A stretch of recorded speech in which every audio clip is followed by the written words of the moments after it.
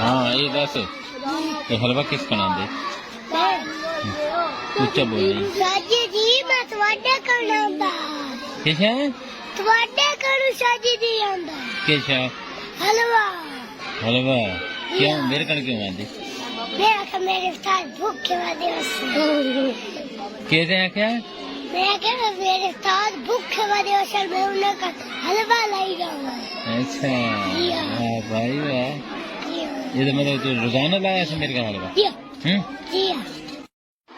हलवा क्यों खाते है मैंने भूख लग गई आई क्यों भूख लग गई आई ते आंदा किस कण आई है मैं तुम्हारे किना गई मैंने भूख लग गई आई भी की भूख लगती है हाँ ये क्यों भूख लगती है कड़मिया ते खा गया ना तू हाँ